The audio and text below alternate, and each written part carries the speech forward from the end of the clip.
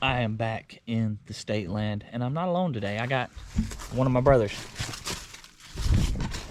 one that doesn't get a hunting with me very often. We came out here the other day, but it was pretty hot out here. The weather dropped ridiculous. The high is like 56 today, so I'm pretty excited to come out here. This is where we started the season during bow season, me and Colton, and we had 6 different bucks on camera in here, and one of them is a dang big one. Now after that, we ain't seen every single one of them.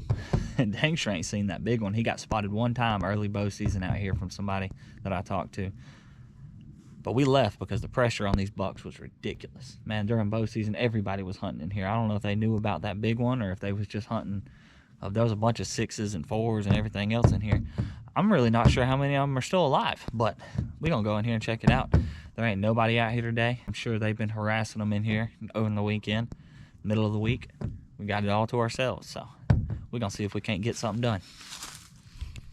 All right, so I have confirmed that one of the bucks is still alive. That is a clean scrape, a clean scrape.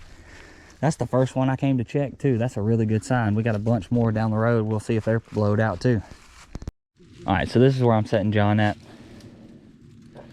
It's right on the scrape line, and a main trail runs right through here. One of the main problems we have trying to hunt this area is this just miles of this pretty hammock like this. So there's acorns everywhere. So you can't really just sit over an oak tree and wait for them to come feed. But if you pay attention out here, they prefer some oak trees over other ones for some reason. Like right here, you can probably tell on camera the hogs and the deer have just been killing it right here. They've been feeding right here a lot more than they have anywhere else we've walked. This is one of the good spots I like to sit in here when I'm hunting, so. And they're definitely walking through. And that buck blew that scrape out within the last day or so. So hopefully I can get John on him. I'm about to go to my spot now. All right, so after I took John to his spot, the spot I was gonna go sit is way on the back side of the property, but right next to to the property line of the state land.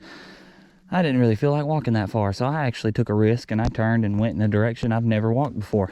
Surprisingly, I've never came in this side of the block, and it looks about like the rest of it, honestly. Big open oak hammocks most of the way through. There's some pretty good live oaks in here. I found a pond over there, and there was a pretty good main deer trail went around it. So I got on that trail and I followed it all the way up into here. And once it got into this kind of open area, it just fingers out. They quit walking a trail and they just kind of spread out. But there was a buck rub line all the way down that trail. He was rubbing a bunch of small trees. Like right there. See that? That trail I followed in here, he was rubbing all the way down it. They're not real fresh rubs though. They look like they're probably before bow season or early bow season. So he was walking this trail at one point, at least one buck was. He rubbed that tree too, honestly. I didn't even notice that. That one's even older than the one I showed you a second ago. So we got acorns everywhere, just like this entire hammock is nothing but acorns. So you can't really just do that. So I tried to find a good trail, and I did, with a nice little buck rub line going through it. I've never sat in here before. I'm not sure how good of a spot it is, honestly. It looks pretty promising. John's in a pretty good spot over there. I hope he gets on something.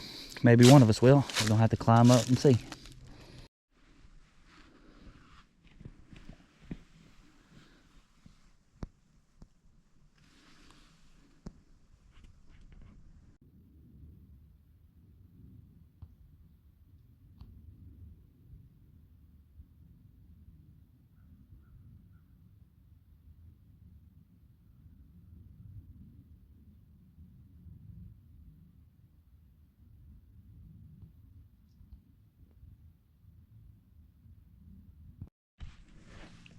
There's 2 bucks running around.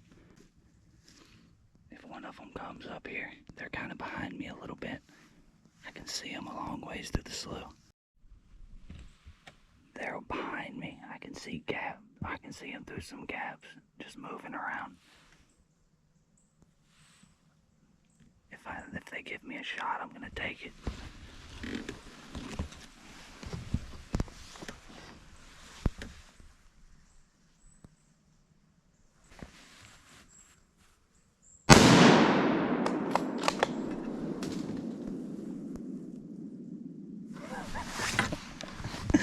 Oh, I got him. God dang, man. That son of a gun wouldn't come in front of me. They were in a hurry, too. That 308 don't play. I'm guessing they sounded like they was fighting right over there. First one came through pretty quick. I just caught glimpses of him going through there. He looked like a big spike or something. I really couldn't tell if he had any forks, but I could tell he was a buck. So I turned around and aimed through the same gap he came through.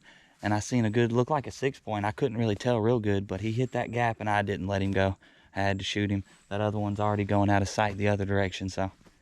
Got another one, baby. State land buck. Let's go look at him. Florida public land buck. Another 5-point. Seems to be all I can get on, man.